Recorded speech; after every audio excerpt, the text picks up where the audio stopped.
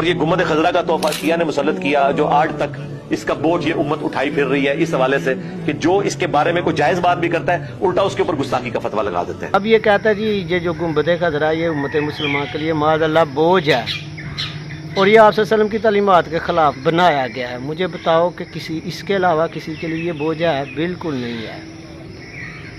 کوئی گنبد کسی مسجد کا مینار اس سے نہیں یعنی کہ نظر میں آئے گا، جب بھی پڑے گا گنبد خضرا کو پڑے گا، منافق کی یہ نشانی ہوتی ہے۔ اب آپ دیکھو کہ کہتا ہے جی اس لیے گراؤ جی قبر پکی نہیں ہونی چاہیے، یہ اوپر سے پکا بنایا گیا ہے۔ اس کے سارے رشتہ داروں کی دنیا میں آپ دیکھ لو کہ ساری قبریں اوپر سے تقریباً پکی ہیں، یعنی قبر جب نکالتے ہیں مردے کو بیچ میں رکھتے ہیں، اوپر پکی سلیبیں ڈالتے ہیں، مٹی بعد میں جتنی مرضی ڈال لو اوپر سے پکی ہو گئی۔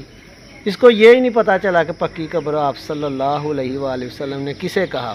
پکی قبر یہ ہے جو یہودی قبر نکالتے ہیں، وہ نیچے گہرائی کا نچلا حصہ جو ہوتا ہے نا زمین کے نیچے والا کھدائی کا وہ پکا کرتے ہیں، نیچے سے پکی دیواریں جو ہے نا وہ کرتے ہیں۔ آپ نیٹ پہ دیکھ لو، نیٹ کا دور ہے، گوگل پہ دیکھ لو یہودیوں کی قبریں کیسی ہیں، اس کو پکی کہا ہے۔ تو یہ معاذ اللہ آپ صلی اللہ علیہ وسلم کی قبر کو گرا رہا ہے۔ کہتا ہے کہ اگر آپ نے 12 ربیع الاول کا جلوس نکالنا ہے تو 10 محرم کا جلوس بھی نکالیں۔ اس کی عقل آپ دیکھیں کہ جو 10 محرم کا جلوس ہے وہ غم میں نکالا جاتا ہے ماتم کے لیے، اور 12 ربیع الاول کا جلوس جو ہے وہ ایک خوشی کے طور پہ نکالا جاتا ہے۔ آپ مجھے بتاؤ غم اور خوشی برابر ہو سکتے ہیں؟ بات صرف آپ صلی اللہ علیہ وآلہ وسلم سے بغض کیا ہے، وہ علیحدہ بات ہے اوپر سے یہ کہے جی میرے نبی سا ہے ہی کوئی نہیں۔ منافق بھی یہی کرتے تھے۔